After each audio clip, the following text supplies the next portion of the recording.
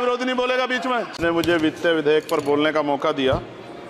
किसान मजदूर रात में थक के सो जाते हैं, सपने में देखते हैं कि जीवन बदल रहा है, गरीबी खत्म हो रही है। सुबह जब आँख खुलती है तो लगता है वापस जुगा तू है। ऐसा ही इस बार का बजट गरीबों के लिए था। महोदय, मैं अपने क्षेत्र से शुरुआत करूंगा। मेरा क्षेत्र नगीना बाढ़ प्रभावित है, कोई चर्चा नहीं हुई। किसान आम आदमी परेशान है, कोई चर्चा नहीं हुई। गन्ना मिल समय पर पैसा नहीं देती है।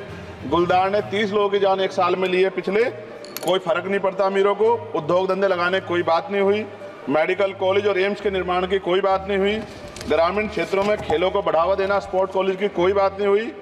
महोदय, देश में भूमि सुधार किया जाए। लाखों बीघा जमीन जो है भू माफिया ने कब्जाई हुई है, भूमिहीन लोगों को भूमि दी जाए। बिजली के दाम में कटौती की जाए, गरीबों को कम दाम पे जो है बिजली उपलब्ध कराई जाए। ठेकेदारी प्रथा, संविदा, लेटर एंट्री खत्म की जाए, पक्की नौकरी दी जाए। निजीकरण की वजह से सरकारी नौकरियां लगभग खत्म हो गई हैं। मेरी मांग है, और मैंने निजी विधेयक भी पेश किया था, कि निजी क्षेत्रों में SC ST OBC के लोगों को आरक्षण की व्यवस्था कराई जाए और पुरानी पेंशन बहाल की जाए। लोगों के पास एक तरफ सरकारी योजना चलाकर प्रधानमंत्री आवास योजना जो है उसके नाम पर मकान दिए जाने की बात होती है, वहीं दूसरी तरफ लखनऊ के अकबर नगर को तोड़ दिया जाता है। नवी मुंबई में के खार घर में हमारे लोग सर आर्थिक रूप से बड़े कमज़ोर हैं, और 2 अप्रैल 2018 के मुकदमों के लिए कई बार सरकार से बात हुई, वापस नहीं हुई। उनको वापस कराया जाए। भीमा को वकीलों को बहुत पैसे लगते हैं सर। भीमा कोरेगांव में 3000 लोगों पर मुकदमे हुए थे महाराष्ट्र में, वो वापस नहीं हुए। पुणे में दीक्षा भूमि जो हमारा गौरव है, उसका वहाँ पार्किंग बना के उसको अपमानित किया जा रहा है, इसको बंद कराया जाए।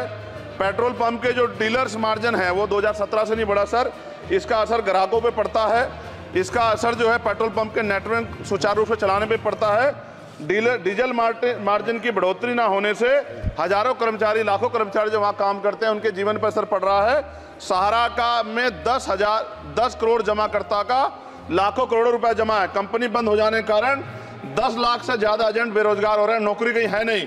भुगतान ना होने के कारण जमाकर्ताओं के द्वारा एजेंट पर जबरदस्ती भुगतान कराने का दबाव बनाया जा रहा है, जिसके कारण 5000 से ज्यादा एजेंटों ने आत्महत्या कर ली है।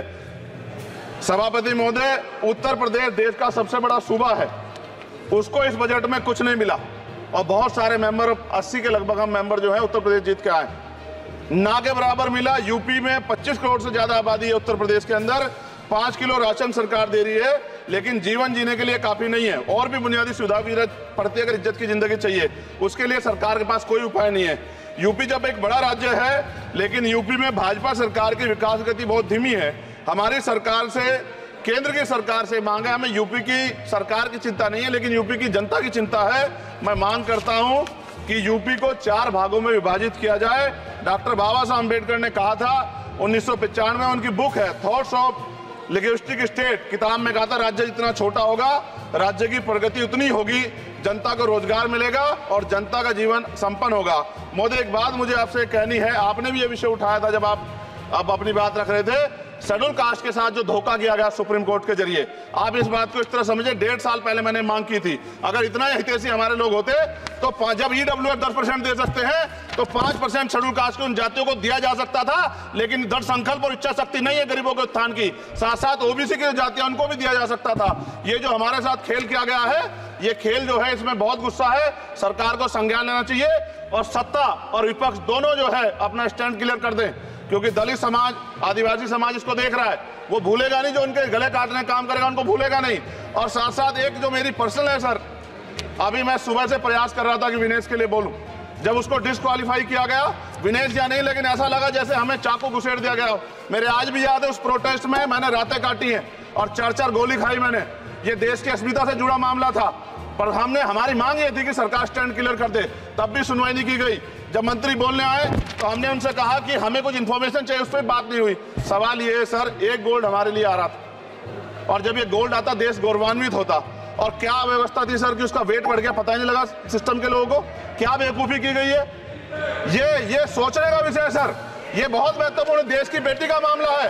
ये हरियाणा की बेटी नहीं है सर, वो एक जात की बेटी नहीं है, वो हमारी बहन है, देश की बेटी है। और आपने क्या किया हरियाणा के साथ, आपने हरियाणा का बजट कम किया, जबकि सबसे ज्यादा मेडल हरियाणा लेके आता है। ये गलत है सर, ये धोखा है।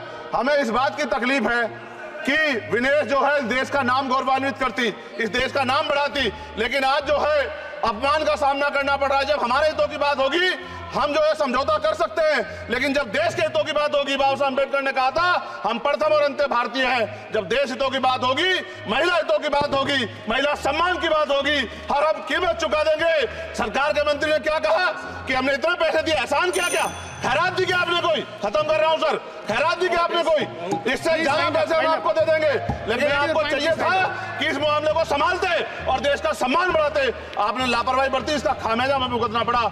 मैं आपसे आग्रह करूंगा कि जब वो बेटी देश लौटे, सर जब वो बेटी देश लौटे, रुक जाओ प्लीज, प्लीज, जब वो बेटी देश लौटे मैं आपसे आग्रह करूंगा कि स्पीकर सर यहां बुला के उसका सम्मान करें। हम सब लोग, वो देश की बेटी है सर, देश के लिए गोल्डन गर्ल है वो, उसका सम्मान यहां किया जाए सर, हम चाहते हैं। बहुत बहुत धन्यवाद, आपने बात रखने का मौका दिया। महिला विरोधी चुप रहे। Thank you. कोई महिला विरोधी नहीं बोलेगा बीच में।